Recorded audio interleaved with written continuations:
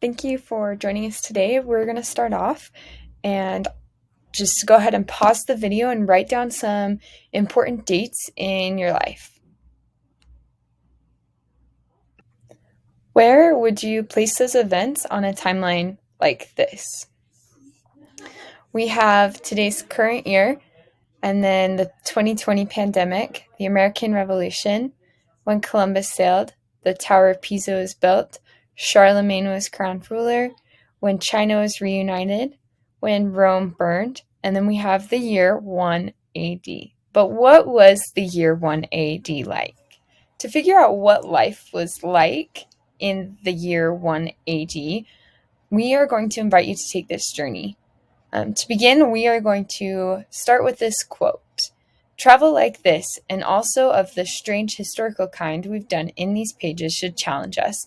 On the one hand, it dares us to see things clearly, to look at the stories that have brought us here, and to realize what our imaginations have done to the world we live. So we would like for you to challenge your perspective and to gain an experience of what life was like in the year 1 AD.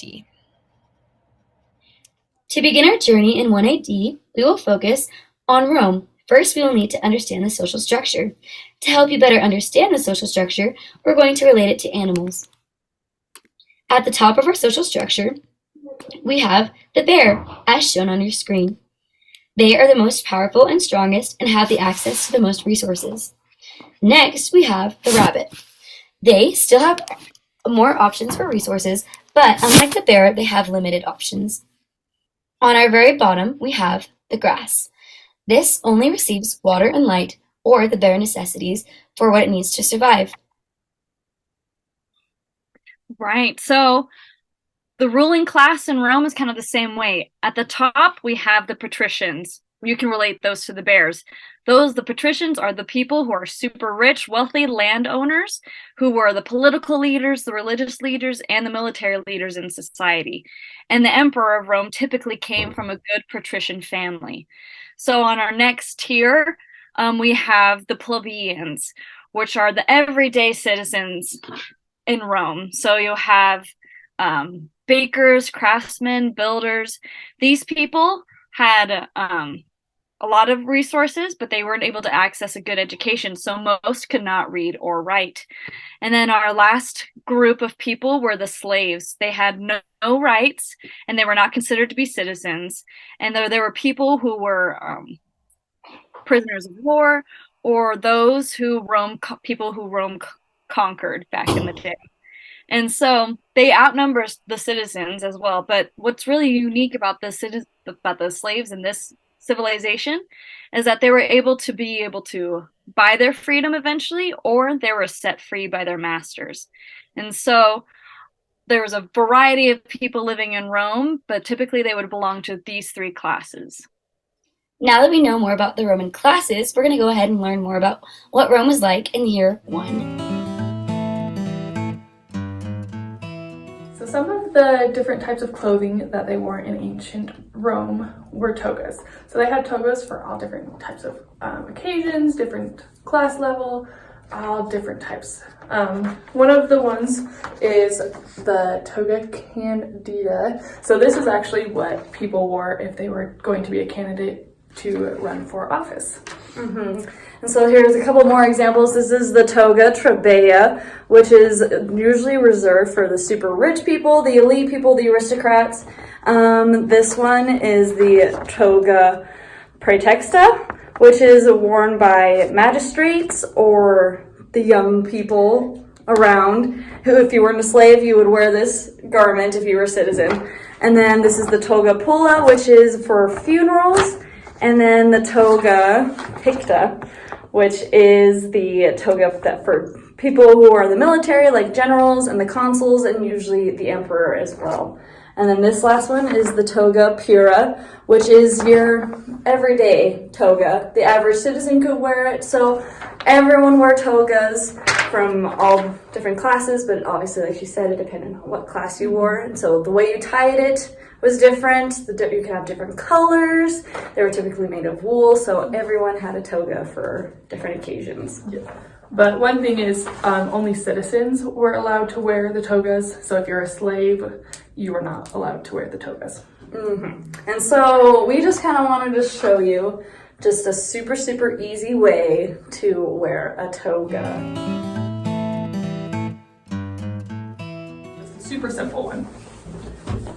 So you can get just any old twin or full bed sheet, and then you want it The long way.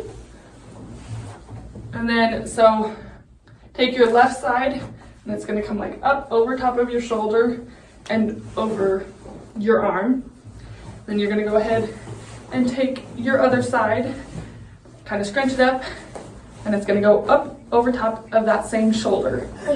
And so you've got this fancy, easy way to tie a toga. And so then they would take these super specific brooches, and they would just take their brooches and they would pin the toga in place, and then they would go out and do their average daily.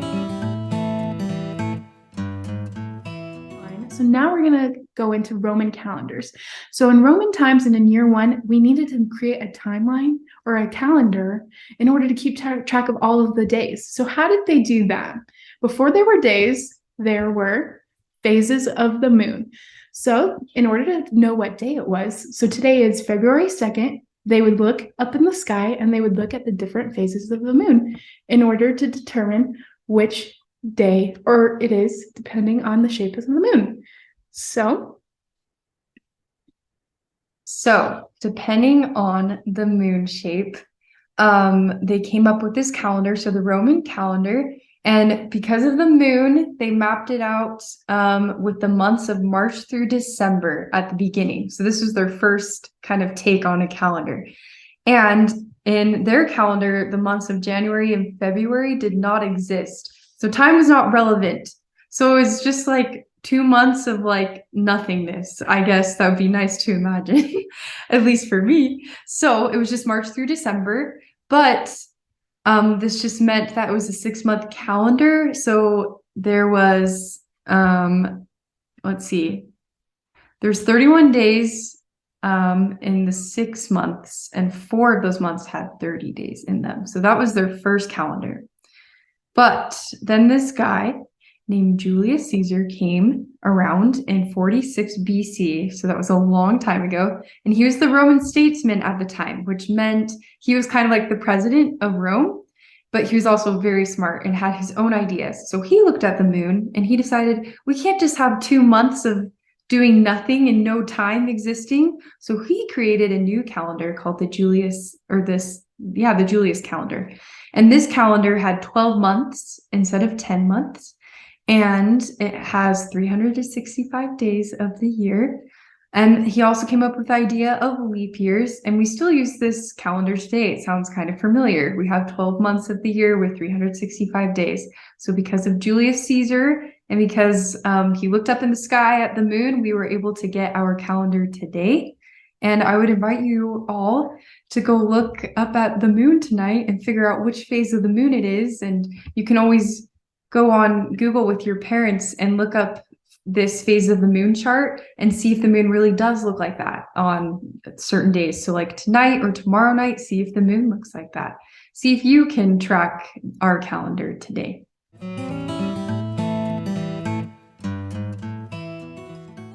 Let's learn about Roman art in the year 1. What kind of art did Rome have in year 1? Think to yourself about what kinds you think they would have had.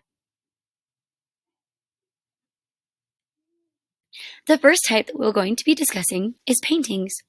Roman paintings were a great form of art found in the early years. Most often they depicted mythological scenes, wars, and other great images. The painting on the left shows an example of some mythology found in art.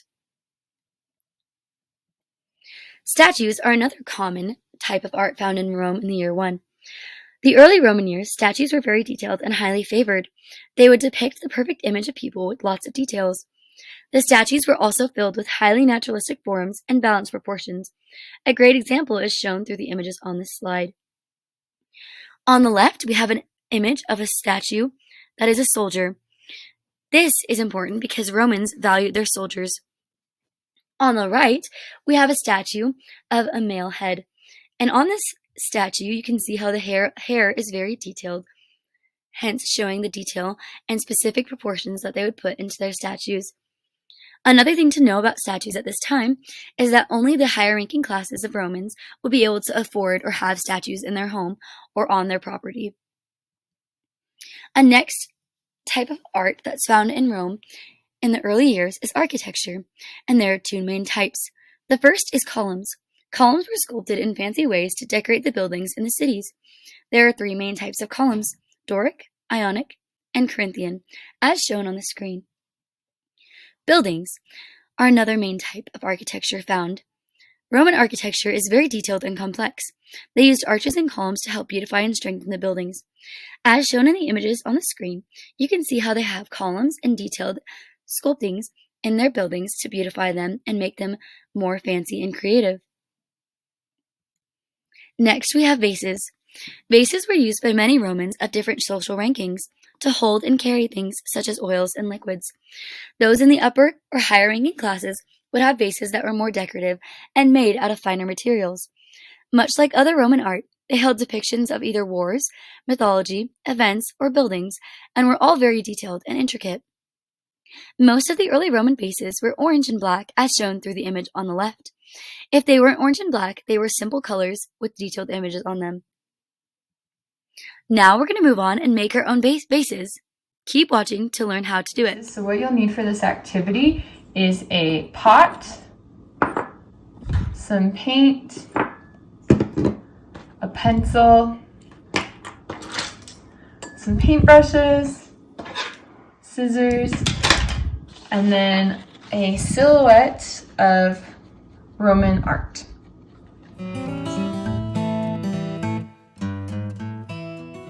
So I chose a Roman warrior woman and Jupiter.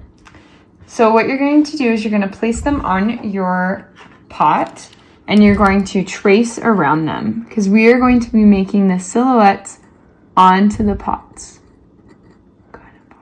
So once you have them traced on, you're going to select your paint. So I chose a blue and you're just going to paint it on to make the silhouette of your Roman people or figures. So once you have your Roman silhouettes done, you're welcome to add more details. I'm not going to today just because this is a mini pot and there's not quite enough room. So I'm going to leave mine as silhouettes. But traditionally in Roman art, they had a lot of columns, they had geometric designs. So I'm going to add a geometric design to the top of my pot. So as you can see, I added my geometric design all the way around at the top. This last thing I'm going to add is I'm going to add some columns on each side of the people. I'm going to use purple for this.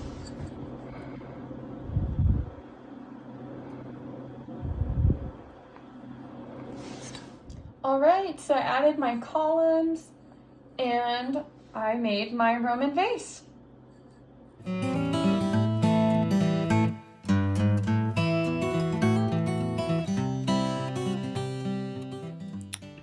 Hi, so today we're going to learn about ancient Roman games and entertainment. Now this is the Colosseum. This is located in Rome and was used for many years as their main arena for entertainment. As you can see here, this is what it looks like now, these two pictures. And underneath here is kind of like really prepared for games and really for animals because sometimes they fought with lions and stuff. And over here is what it would have looked like. The whole entire thing would have been covered. And anybody could come and watch these games. A lot of it was the elite and the people who had money, the rich. They would come and watch these games. Now, one of the bigger games they had was chariot racing. This is one of the most popular. You've probably heard of it. But one of the most popular games they had. They would have men in a chariot, and they would race each other around a track multiple times with horses. And these horses, they would guide them around, and their goal was just to get the first one around. Kind of like in NASCAR, they want to get all the way around. Sometimes these men were trained men who had experience. Sometimes they were just peasants or people who didn't have much experience, and they just participated. And these didn't really turn out deadly, but on occasion, people would die from it. But most of the time, it was for good, fun entertainment. Another huge event taken was gladiators. Now, these were men in armor that would fight against each other. Most of the time, or sometimes, they would be super experienced and have a lot of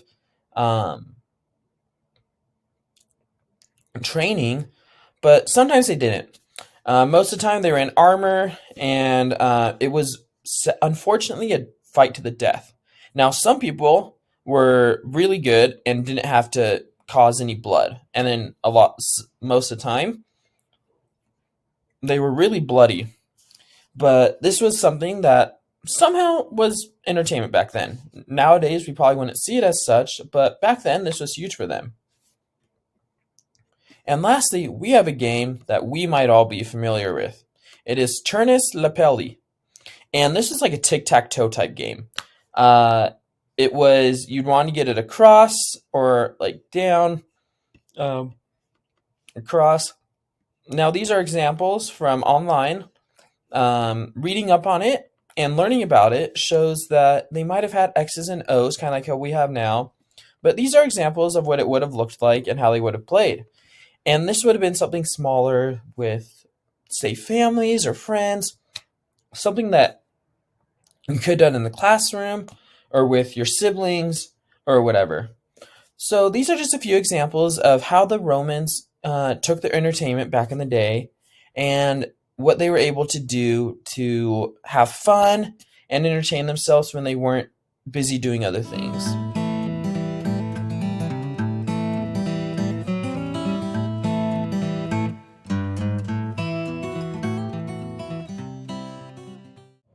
Today we're going to play the game Turnus Lapelli, which was played in ancient Rome by children and adults and just anyone for entertainment. You would play with your family, your siblings, your friends, and it was a fun game just to play, kind of like how we play board games and card games today. Now this is very similar to tic-tac-toe. This is how the game board's set out. It does look a little bit different, but you have the outer circle and the inside. Now like tic-tac-toe, you want to get this in a row. So to start off, you pick two colors. We're going to do red and blue pieces today. We're going to place them on the outside like that. Now, you could only do one turn at a time, and you can't skip over anybody's else's. So you can't go like this, so this is there, and you can't skip over. You have to move it where it's at. So to start, we're going to do the blue piece and turn that in. So now, we'll see. We're just going to move that there. Maybe that'll do something. So then let's move this blue guy down there. Red's kind of trapped right now, so we're going to go there. And then blue might do this. And while we're there, let's see if red does that, if we could do anything. So far we don't see anything. Blue's going to do that. Kind of like on tic-tac-toe, you use the strategies, but this one is awesome because you can just keep doing it. And with this, nothing's happening. We're just going around in circles. So let's move this out. Maybe red will move in. We're going to go that way. Move that way.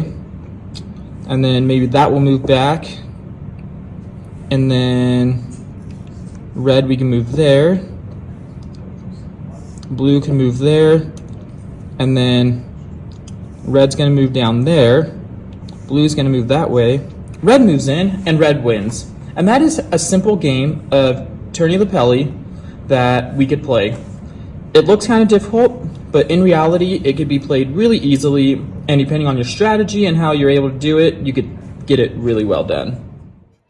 We just want to say thank you for joining us on this journey. We want to invite you to research a different time era to gain that experience, because each of our time periods impact us today. They all build on each other to create the civilization in which we live in today. Thank you.